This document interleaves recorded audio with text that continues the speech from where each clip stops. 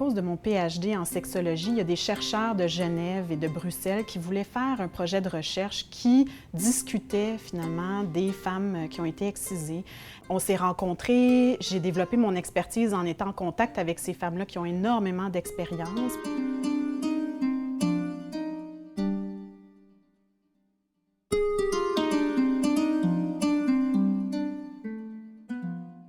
L'excision, c'est vraiment quelque chose qui atteint les femmes dans leur intimité, donc autant au niveau physique qu'au niveau psychologique. Tout est interrelié, puis quand on travaille avec les femmes qui ont vécu l'excision, il faut vraiment le voir de façon très globale, de façon holistique. Souvent, c'est une excision qui a eu lieu quand elles étaient au pays, donc avant d'émigrer au Canada. J'ai eu quelques patientes aussi plus jeunes, donc des adolescentes, qui ont été excisées alors qu'elles sont retournées dans un voyage dans leur famille au pays d'origine. Au moment de l'excision, souvent, l'excision est faite de façon traditionnelle avec des exciseuses, donc pas en milieu médical, avec des instruments qui peuvent ne pas être stérilisés, sans anesthésie. Donc, évidemment, il peut y avoir des conséquences directes au niveau des infections, au niveau de la plaie de l'excision. Il peut y avoir des hémorragies. Hein, le clitoris, la région vulvaire, c'est une région qui est très vascularisée. Il y a beaucoup de petits vaisseaux sanguins. Donc, il peut y avoir un saignement important au moment de l'excision. Également, comme c'est fait sans anesthésie, la vaste majorité du temps, les enfants, les fillettes peuvent bouger au moment de l'excision. Donc, il peut y avoir une lacération qui est beaucoup plus grosse que ce qu'on avait voulu au départ ou anticipé au départ, ce qui peut faire qu'on peut atteindre une autre partie de la vulve ou même jusqu'à la vessie, l'urètre, là où on urine. Ça peut être atteint au moment de l'excision, puis avoir besoin éventuellement de soins plus poussés à l'hôpital en urgence. Évidemment, quand les instruments utilisés sont souillés ou ont été utilisés pour faire l'excision de d'autres petites filles, il peut y avoir une transmission de toutes les infections transmissibles sexuellement ou par le sang. Donc, le VIH, l'hépatite B, l'hépatite C, c'est toutes des infections qui peuvent être transmises lors de l'excision. Évidemment, sur le coup, si la jeune fille est assez grande pour s'en rappeler, il y a un impact immédiat au niveau psychologique. Ça peut être extrêmement traumatisant. Elles peuvent avoir extrêmement peur lors du moment puis du vécu de la douleur, finalement.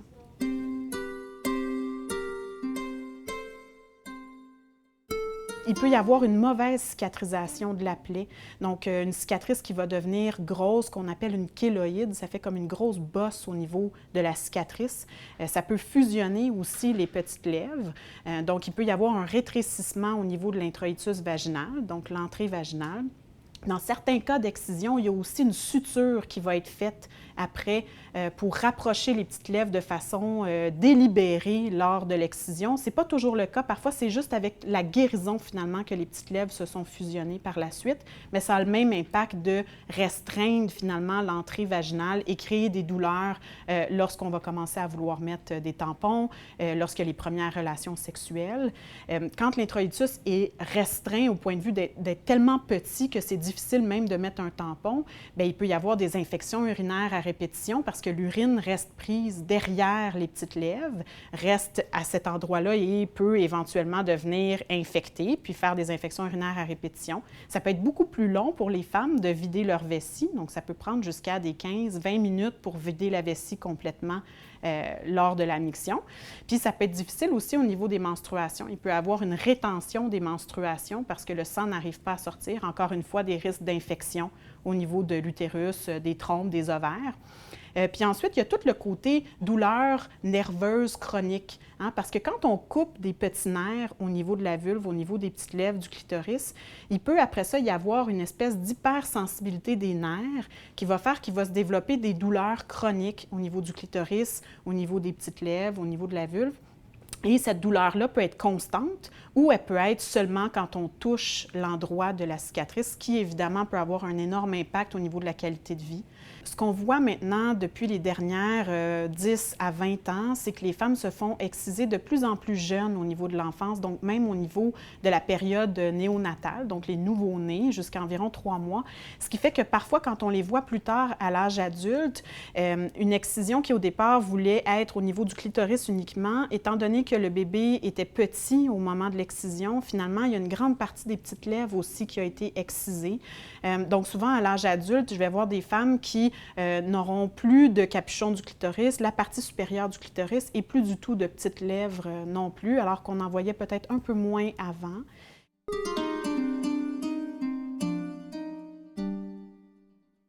Les femmes qui ont vécu une excision, elles sont parfois très mal à l'aise de discuter de cette partie du corps-là. Elles ont décidé souvent de ne pas en parler et de ne pas y penser.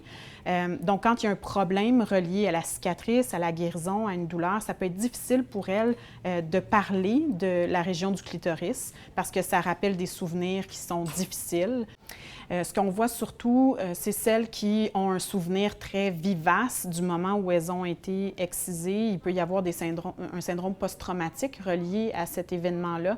Donc, il y a des femmes qui vont revivre ce moment-là avec des cauchemars, avec une peur d'aller voir un professionnel de la santé. Ça peut être aussi le côté très difficile de vivre avec une atteinte de l'intimité qui a été aussi importante. Il peut y avoir énormément d'impact au niveau de la fonction sexuelle aussi. Donc, quand on a des douleurs au niveau de la vulve, au niveau du clitoris, c'est très difficile d'avoir du plaisir lors des relations sexuelles. Ça peut être plus difficile aussi de stimuler le clitoris pour avoir un orgasme, bien que ce ne soit pas le cas de toutes les femmes. Il y a des femmes qui ont une vie sexuelle tout à fait satisfaisante, bien qu'elles aient été excisées, mais parfois, ça peut être plus difficile d'atteindre l'orgasme. Il y a le côté aussi psychologique.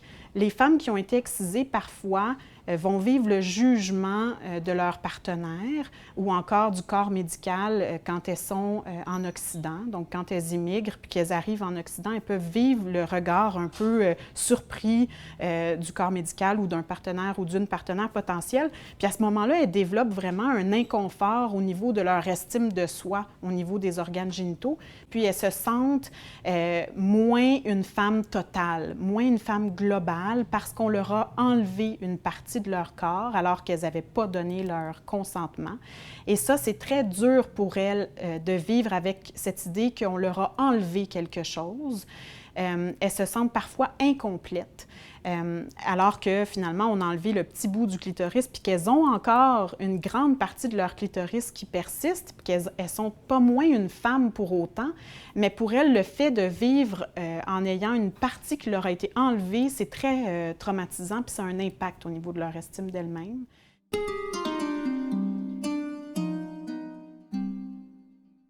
Pour l'excision en général, le principal problème, c'est la lacération, la déchirure qui va se passer lors du moment de l'accouchement. Lorsqu'il y a une cicatrice déjà au niveau des organes génitaux, la cicatrice peut réouvrir au moment de l'accouchement, puis ça peut être plus difficile à refermer pour le professionnel de la santé qui n'est pas habitué de voir une excision. En fait, ce qui a le plus d'impact, c'est s'il y a vraiment eu une suture des petites lèvres ou encore une fusion des petites lèvres lors de la guérison et qu'il y a une restriction de l'introïtus vaginal. À ce moment-là, il peut y avoir des déchirures qui sont plus importantes. Il peut y avoir une mauvaise déchirure, finalement, parce que ça va reprendre la même cicatrice. On sait qu'il y a certaines femmes avec une infibulation qui vont aussi avoir un travail qui va être plus long, donc une sortie de la tête du bébé qui peut être beaucoup plus longue, surtout si on ne sait pas comment gérer, si le professionnel médical ne sait pas comment gérer l'infibulation. Il y a plus de césariennes aussi chez les femmes qui ont été infibulées.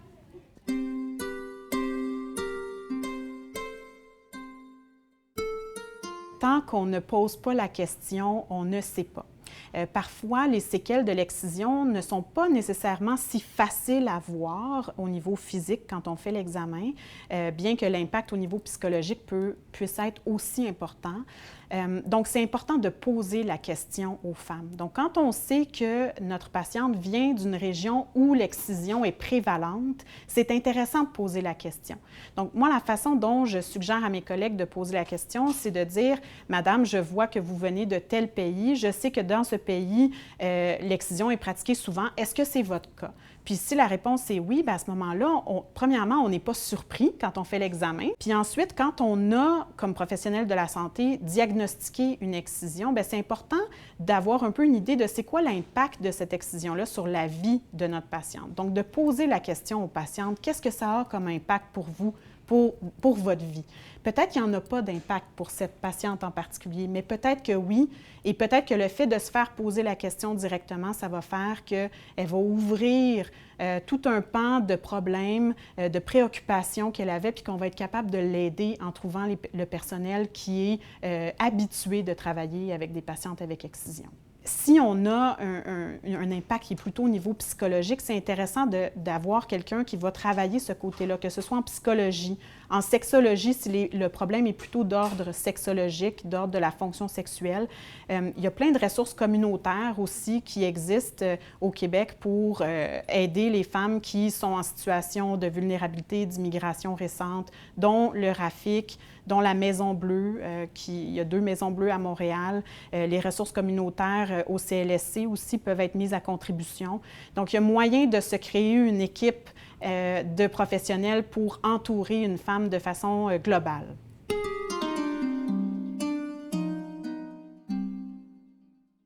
Si l'intervenant constate qu'il y a un risque qu'une fillette soit excisée, c'est important d'aviser la Direction de la protection de la jeunesse pour vraiment évaluer ce risque-là et voir s'il y a une intervention qui doit être faite en urgence. Si on est plus dans l'ordre de discussion, ça peut être carrément d'ouvrir la question avec le parent. Donc moi, ça m'arrive souvent quand j'ai une patiente qui elle-même a été excisée et qui accouche d'un bébé féminin. Je leur en parle très ouvertement de dire: bien, vous avez eu une petite fille, est-ce que vous avez l'intention qu'elle soit excisée comme vous l'avez été? Puis de là, on part, puis on discute ensemble, puis on peut faire de la prévention sur justement qu'est-ce qui arrive si on retourne au pays, etc. Ce qui est assez incroyable, c'est que souvent, les parents ne sont pas nécessairement au courant, ni même d'accord que l'excision va avoir lieu pour ces jeunes filles en particulier. Parfois, c'est la famille élargie au pays qui va prendre la décision d'amener la fillette de se faire exciser. Donc, il faut être très ouvert avec les parents de discuter du risque, que s'ils retournent au pays d'origine avec leur fillette, avec leur bébé, avec leur adolescente, qu'il y a un risque. Donc, juste le fait d'ouvrir le sujet, parfois, ça aide à prévenir.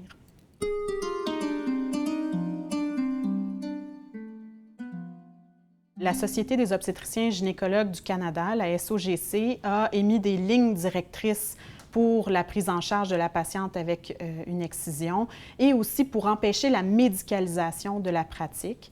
C'est-à-dire que comme organisation, la SOGC est contre le fait que des médecins puissent faire une excision pour quelque motif que ce soit. Le Collège des médecins du Québec entérine également cette position, comme quoi que les médecins n'ont pas le droit de procéder à ce type d'acte, donc n'ont pas le droit de faire une excision sous aucun prétexte. Donc, c'est la même chose au moment de l'accouchement.